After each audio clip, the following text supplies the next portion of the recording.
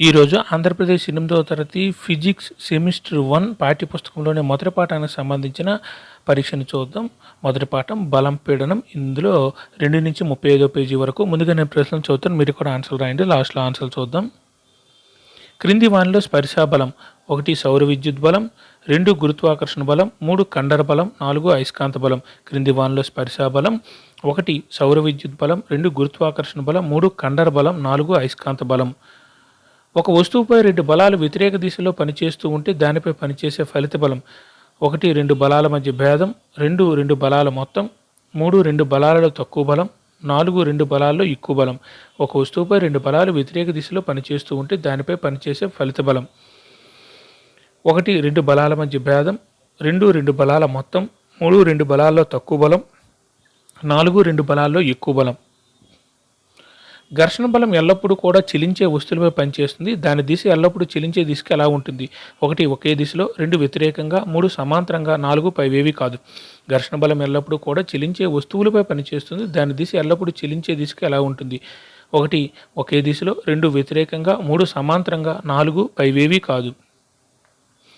బలాన్ని ఉపయోగించి 1 వస్తువు ఆకృతిలో మార్పు తీసుకురావచ్చు, 2 వస్తువు చలన దిశను మార్చవచ్చు, 3 చలనంలో ఉన్న వస్తువు ఒడిని మార్చవచ్చు, 4 పైవన్నీ. బలాన్ని ఉపయోగించి 1 వస్తువు ఆకృతిలో మార్పు తీసుకురావచ్చు, 2 వస్తువు చలన దిశను మార్చవచ్చు, 3 చలనంలో ఉన్న వస్తువు ఒడిని మార్చవచ్చు, 4 పైవన్నీ. ఏ బలం కారణంగానే నదుల్లో నీరు క్రిందికి ప్రవహిస్తుంది? 1 గురుత్వాకర్షణ బలం, 2 సౌర విద్యుత్ బలం, 3 అయస్కాంత బలం, 4 కండర బలం. ఏ బలం కారణంగానే నదుల్లో నీరు క్రిందికి ప్రవహిస్తుంది? 1 గురుత్వాకర్షణ బలం, 2 సౌర విద్యుత్ బలం, 3 అయస్కాంత బలం, 4 కండర బలం. బంతి ఉపరితలానికి నేలకు మధ్య ఉండే ఏ బలం కదులుతున్న బంతిని నిశ్చల స్థితిలోకి తెస్తుంది? 1 కండర బలం, 2 ఘర్షణ బలం, 3 సౌర విద్యుత్ బలం, 4 అయస్కాంత బలం. బంతి ఉపరితలానికి నేలకు మధ్య ఉండే ఏ బలం కదులుతున్న బంతిని నిశ్చల స్థితిలోకి తెస్తుంది? 1 కండర బలం, 2 ఘర్షణ బలం, 3 సౌర విద్యుత్ బలం, 4 అయస్కాంత బలం. ఎవరు పాత్ర నుండి గాలిని బయటకు తీసే పంపును కనిపెట్టారు? 1 Laurent Lavoisier, 2 Joseph Priestley, 3 Henry Cavendish, 4 Otto von గేరిక్.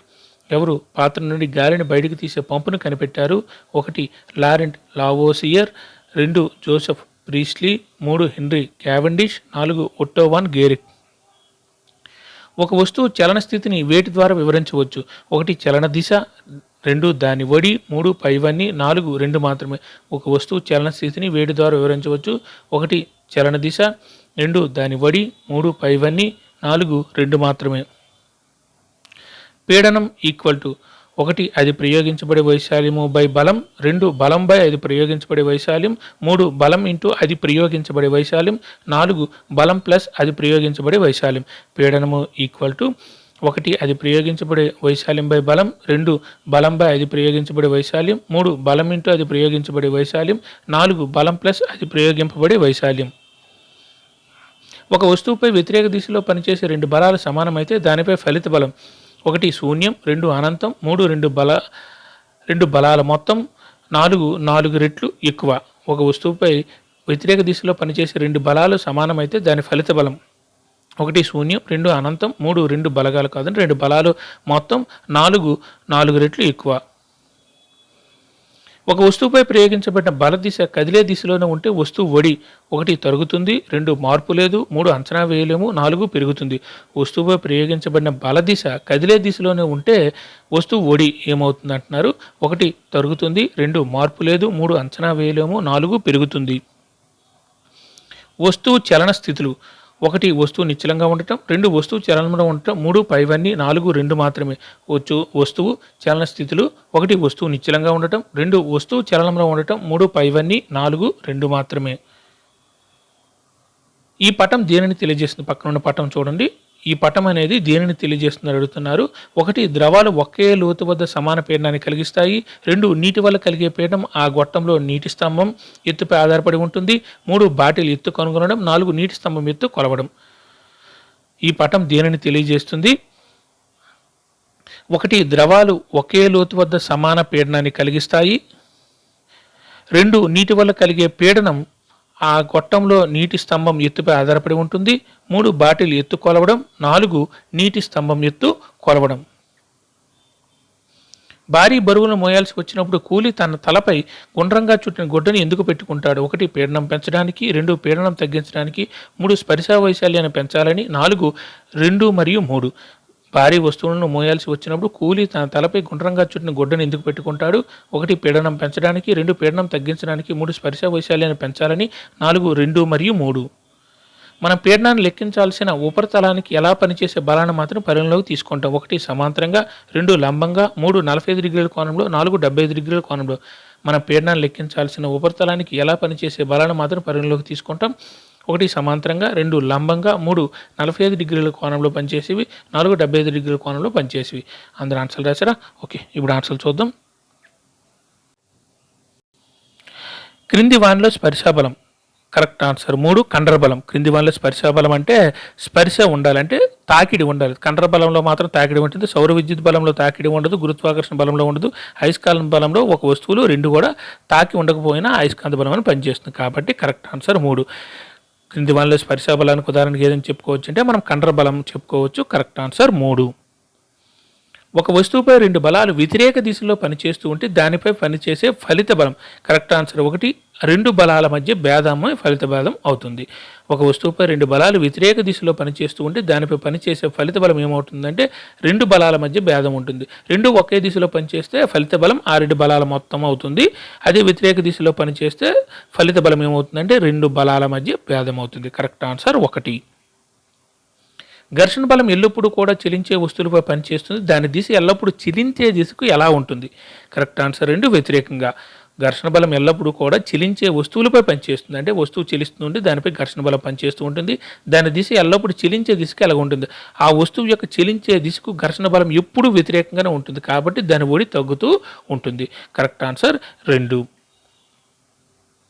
బలాన్ని ఉపయోగించి కరెక్ట్ ఆన్సర్ 4 పై ఉన్నాయి. మనం బలం ఉపయోగించి వస్తువు ఆకృతిలో మార్పు తీసుకురావచ్చు, వస్తువు చలన దిశను మార్చవచ్చు, చలనంలో ఉన్న వస్తువు ఒడిని కూడా మార్చవచ్చు, ఒడిని లేదా దాని యొక్క వేగాన్ని కూడా మనం మార్చవచ్చు.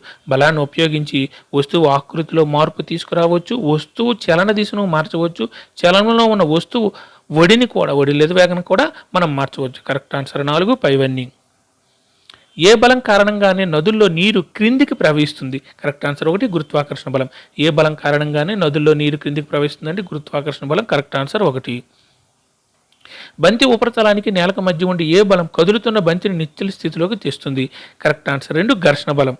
బంతి ఉపరితలానికి నేలకు మధ్య ఉండే ఏ బలం కదులుతున్న బంతిని నిశ్చల స్థితిలోకి తెస్తుందంటే ఘర్షణ బలం. ఆ రెండింటి మధ్య ఉండే ఘర్షణ బలం. Correct answer 2.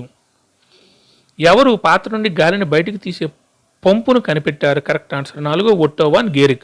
ఎవరు పాత్ర నుండి గాలిని బయటికి తీసే పంపును కనిపెట్టారు? Otto von Guericke. Correct answer 4.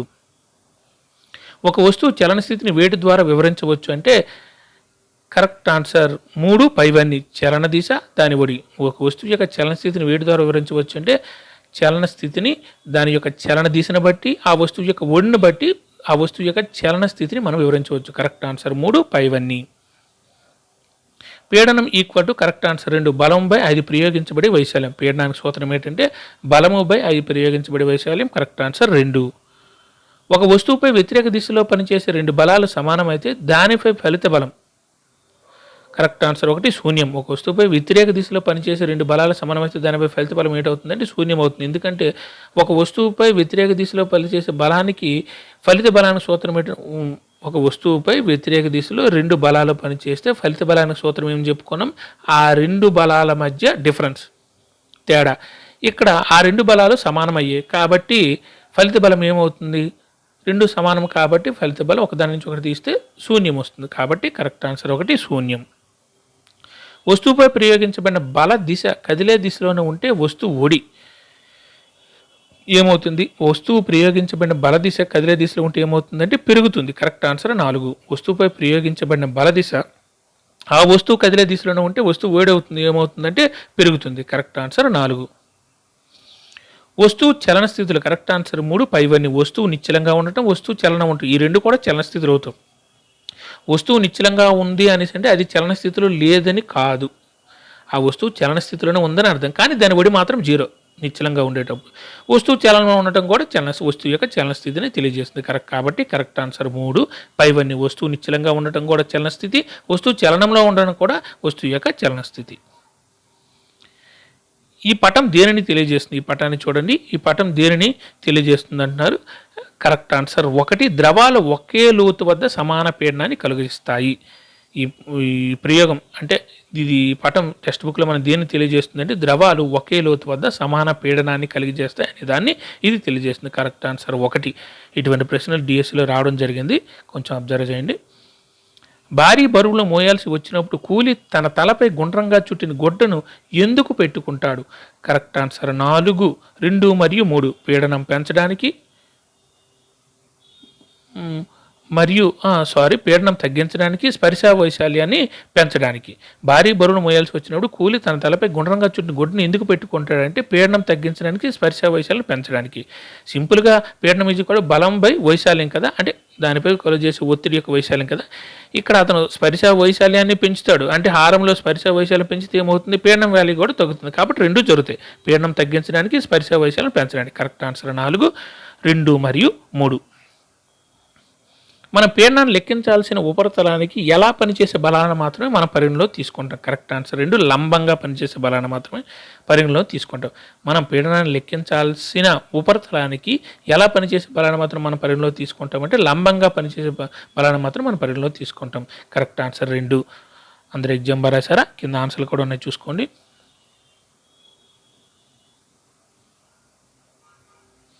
Thank you.